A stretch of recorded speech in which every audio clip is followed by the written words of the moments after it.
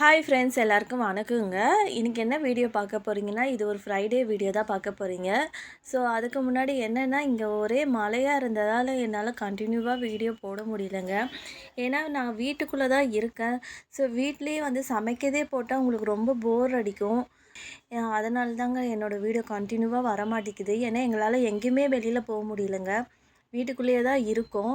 கண்டினியூஸாக பார்த்தீங்கன்னா ஒரு 10 டேஸாக வந்து மழை தூறிக்கிட்டே இருக்குது.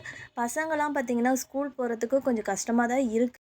இதனால தாங்க என்னோடய வீடியோ கண்டினியூஸாக வரமாட்டேங்குது. ஸோ வீடியோவுக்கு போகிறதுக்கு முன்னாடி என்னோடய சேனலை சப்ஸ்கிரைப் பண்ணுங்கள், லைக் பண்ணுங்கள், ஷேர் பண்ணுங்கள், கமெண்ட்ஸ் பண்ணுங்கள். என்னென்னா வந்து நிறைய பேர் பார்க்குறீங்க, ஆனால் சப்ஸ்கிரைப் பண்ணாமல் பார்க்குறீங்க. ப்ளீஸ் சப்ஸ்கிரைப் பண்ணிவிட்டு பாருங்கள். பக்கத்தில் இருக்க பெல் ஐக்கானும் கிளிக் பண்ணுங்கள். அப்போ தான் நான் போடுற வீடியோஸ்லாம் உங்களுக்கு கண்டினியூஸாக வருங்க. வாங்க வீடியோக்குள்ளே போகலாம். ஸோ பார்த்தீங்கன்னா மார்னிங் எப்பயும் போல் வந்து பசங்களுக்கு லஞ்ச் ரெடி பண்ணிட்டேன். லஞ்சு என்னென்னா பார்த்தீங்கன்னா, மத்தியானம் சாப்பிட்றதுக்கு லெமன் ரைஸும், ஸ்நாக்ஸ் பார்த்தீங்கன்னா ப்ளம் கேக் வாங்கிட்டு வந்தார். ஸோ அது வச்சு அட்ஜஸ்ட் பண்ணிட்டேன் இன்றைக்கி. ஸோ என்னென்னா வந்து நான் என்ன வச்சாலும் வந்து ரிட்டன் அது அப்படியே வருங்க. ஏன்னா என் பொண்ணு பார்த்தீங்கன்னா சாப்பிட்றது ரொம்ப கஷ்டம். ஸோ பார்த்தீங்கன்னா அவங்கள அனுப்பி விட்ட பின்னாடி பார்த்தீங்கன்னா பாருங்கள், கிளைமேட் பாருங்கள் இன்றைக்கும் எப்படி இருக்குன்னு. மழை தூறிகிட்டே இருக்குங்க. இப்போ பார்த்தீங்கன்னா டைம் பார்த்தீங்கன்னா 10 ஆகுது. கிளைமேட் பாருங்கள். இது நாங்கள் வச்ச புதினா தழை, அதோட நிலமையை பாருங்கள் எப்படி இருக்குன்னு. மழை தூறிகிட்டே இருக்கிறதால அந்த தண்ணியிலேயே பார்த்தீங்கன்னா அழுகியே போச்சு. புதினா தழை வரவே இல்லை. நெக்ஸ்ட்டு எப்பயும் போல் மதியான சாப்பாடு தான் ரெடி பண்ணிகிட்ருக்கேன். பாருங்கள், இது ப்ரொக்கோலி வாங்கிட்டு வந்தாங்க. ஸோ இதை பார்த்தீங்கன்னா ஒரு பொரியல் மாதிரி செஞ்சிடலான்னு அதை தான் நான் ரெடி பண்ணிகிட்ருக்கேன். எப்படி செய்கிறேன்னு பாருங்கள். இதுவும் பார்த்தீங்கன்னா காலிஃப்ளவர் மாதிரி தான். அதை இந்த மாதிரி கட் பண்ணிவிட்டு சூடு தண்ணியை வந்து இதில் மிக்ஸ் பண்ணி ஒரு 5 நிமிஷம் பார்த்தீங்கன்னா நல்லா கழுவணும். ஸோ பார்த்தீங்கன்னா ஒரு 5 நிமிஷம் ஆகட்டும். அதுக்கப்புறம் நல்லா தண்ணியில் வந்து கழுவிட்டு அதுக்கப்புறமா தான் செய்ய போகிறோம். இது பார்த்தீங்கன்னா 5 நிமிஷம் ஆயிடுச்சுங்க. பாருங்கள், நான் நல்லா க்ளீன் பண்ணிட்டேன். இப்போ இதை பார்த்தீங்கன்னா எண்ணெயில் நல்லா வதக்க போகிறேன். பாருங்கள், இது கொஞ்சமாக எண்ணெய் ஊற்றி அதுலேயே பார்த்தீங்கன்னா ஒரு 10 நிமிஷம் நல்லா வதங்கணும். அதுக்கப்புறம் தான் நான் செய்ய போகிறேன். எப்படி செய்கிறேன்னு பாருங்கள். இது வதக்கும் போதே கொஞ்சமாக மஞ்சாத்தூள் போட்டு வதக்கணும். என்னென்னா இது வந்து கைவிடாமல் வதக்கணும், இல்லைன்னா அடி பிடிக்க கூட சான்ஸ் இருக்குங்க. இது நல்லா வதங்கிட்ட பின்னாடி அதுக்கப்புறம் எப்பயும் போல் வெங்காயம், தக்காளி, இஞ்சி, பூண்டு போட்டு நல்லா வதக்கிட்டு, இங்கே பாருங்கள் இதெல்லாம் போட்டு நல்லா நான் இப்போ வதக்கிட்டேன்.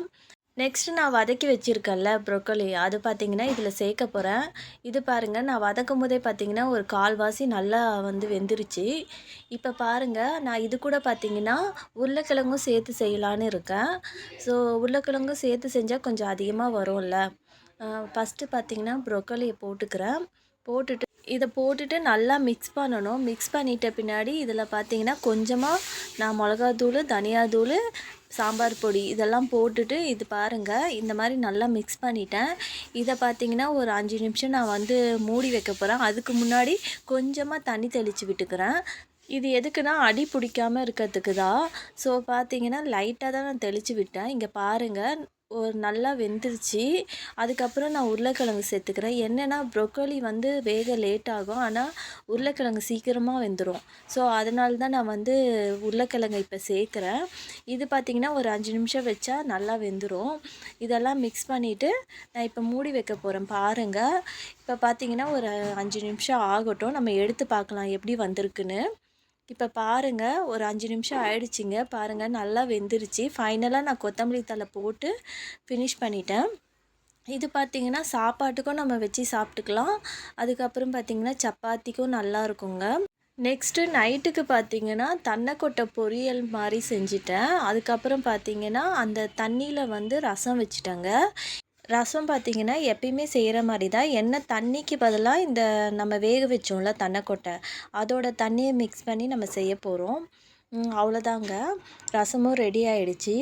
அடுத்து பார்த்திங்கன்னா இதெல்லாம் செஞ்சு முடிச்சிட்ட பின்னாடி என் ஹஸ்பண்ட் பார்த்திங்கன்னா அவருக்கு களி செஞ்சுக்கிட்டாரு. களி ஆல்ரெடி எப்படி செய்யுதுன்னு நான் ஒரு வீடியோவில் போட்டிருக்கேன். அதனால தான் இதில் நான் டீட்டெயிலாக எடுக்கலைங்க. ஸோ அவ்வளோதாங்க இந்த வீடியோ. உங்களுக்கு இந்த வீடியோ பிடிச்சிருக்குன்னு நினைக்கிறேன். தேங்க்யூ, பாய் பாய்.